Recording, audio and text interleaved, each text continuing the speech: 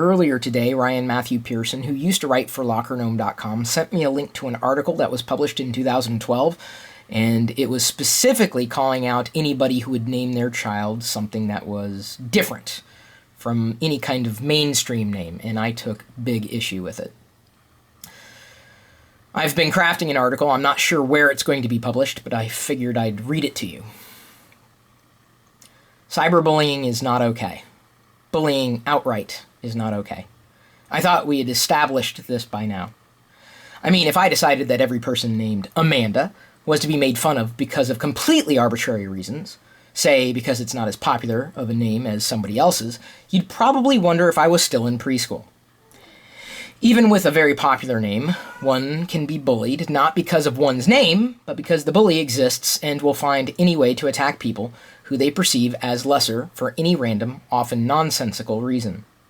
It doesn't matter who you are, where you're from, or what your name is. You're going to be the victim of a bully if the bully wants to make you their next victim. Shaming the victim in any way is irrefutably, morally repugnant, and wholly immature.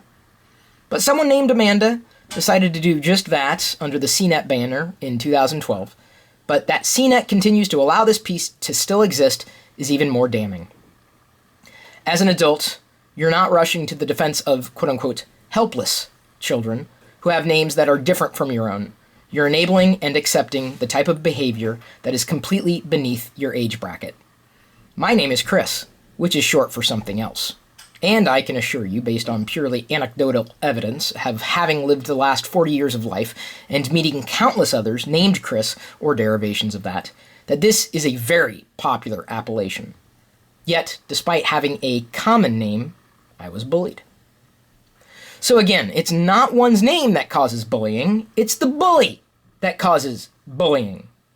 I'll even go one step further to speak to Amanda's quote-unquote solution to the quote-unquote problem today. I'm absolutely not a Christian.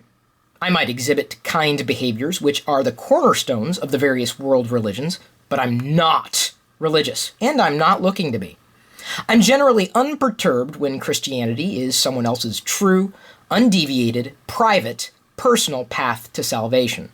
It's not my life, and it's not my choice. Hey, I'm just being honest, and I'm not judging you for your choices. See? I can have my choices, and you can have yours. That's how the world should work, right?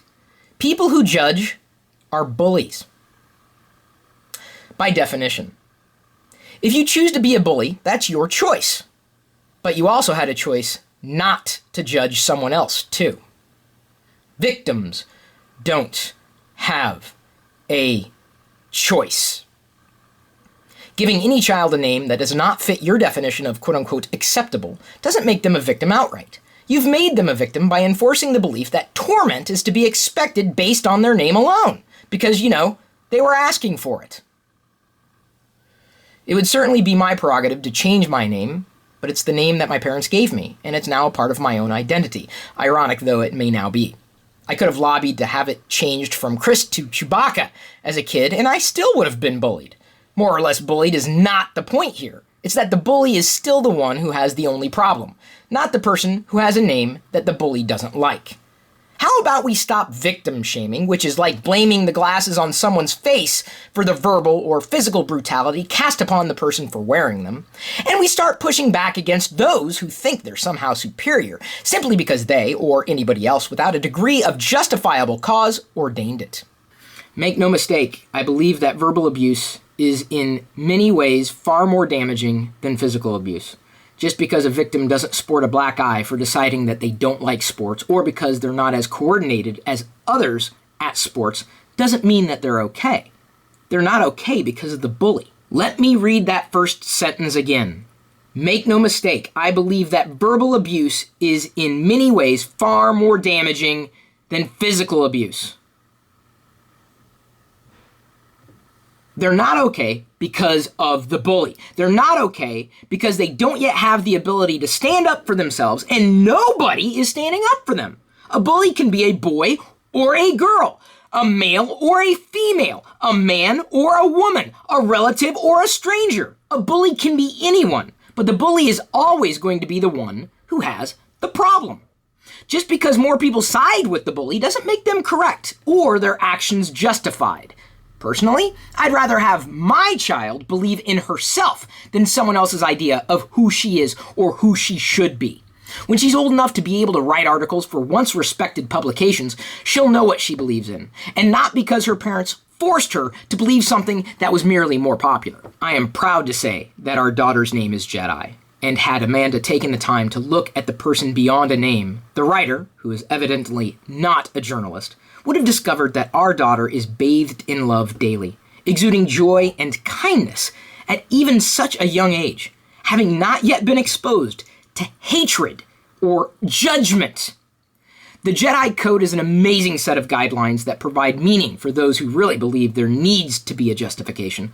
But our use of Jedi has a deeper significance, with the letters of her name representing the names of direct maternal relations on both sides of her family. I believe it's better for a parent to teach their children, like someone with a quote-unquote proper name, like quote-unquote Amanda, self-respect, as well as mutual respect for others, to teach them not to bully, but to stand up for those who haven't recognized that, in reality, the bully is the only one with the problem. I would have taken issue with Amanda's post even if I wasn't yet a parent to a child of any name. You see, I have a problem, of biblical proportions, if you will, with people like Amanda who enable cyberbullying. You're as bad, if not worse, than the bullies themselves. And trust me, I could easily come up with another name for Amanda that would be more suitable for her. But that would only serve to reinforce her self-imposed elitism instead of to eviscerate it.